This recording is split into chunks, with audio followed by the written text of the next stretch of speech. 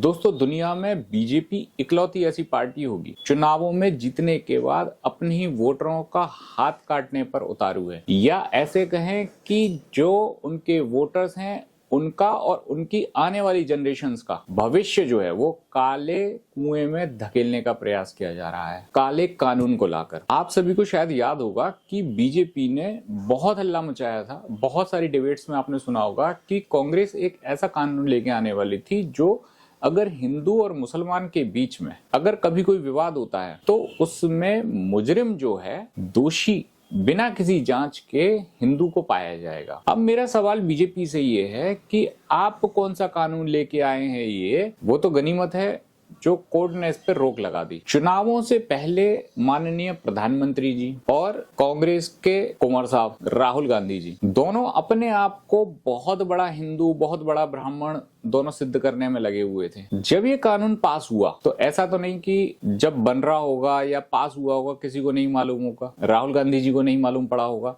विपक्ष का काम क्या है कि अगर कहीं कोई सत्ता में जो बैठी है पार्टी कोई गलत डिसीजन लेती है तो उसका विरोध करना चाहिए विपक्ष पार्टी को। राहुल गांधी जी वैसे तो बताते हैं कश्मीरी ब्राह्मण हैं, पंडित हैं, और अब जब ये कानून लाया जा रहा है तो राहुल गांधी जी भी आंखों पर पट्टी बांध के बैठे हुए हैं। कोई विरोध नहीं किया जा रहा है। सबको सत्ता की क्रीम चाहिए, जनता के लिए कोई नहीं है। अगर लोगों को इतना ही कष्ट है जनरल कैटेगरी से, ब्राह्मण से, तो मंदिर के चंदे का जो पैसा आता है और जो ब्राह्मण टैक्स दे रहा है, आप बिल्कुल उससे जो बजट का पैसा निर्धारित किया जाता है उसको आप बिल्कुल मत लीजिए कि ये तो जनरल कैटेगरी या ब्राह्मण के पैसे से दिए गए टैक्स या उनके मंदिर मठों से आए हुआ पैसा है, हम बिल्कुल नहीं लेंगे, उसको तो आप लपक के ले लोगे। जब माननीय प्रधानमंत्री जी किसी रेल का उद्घाटन हो, रेल लाइन बिछाई जाए, पुल बनाया जाए, या किसी भी मंत्रालय द्वारा किए गए कार्य का जो श्रेय है वो ले लेते हैं, तो इस कानून का भी आप श्रेय ले लीजिए। जेएनयू में बहुत हल्ला मचाया जाता है, ब्राह्मण तेरी कब्र खुदेगी, ब्राह्मणवाद,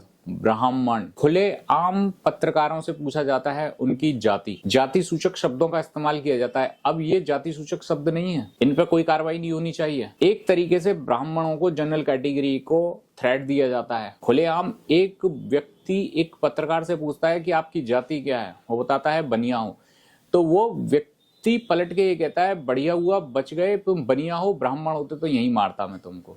क्या ये जान से मारने की धमकी नहीं है ब्राह्मण को? इस पे कोई कानूनी कार्रवाई नहीं होनी चाहिए। तो ओवरऑल इस सब का श्रेय किसको दिया जाना चाहिए? अच्छे कामों का तो आप श्रेय लेते हैं, इसका भी आप श्रेय ले लीजिए। अगर आज जनरल कैटेगरी के लोग जो हैं, अगर आज नहीं उनने आंदोलन किया, नहीं अपनी बात को रखा, नहीं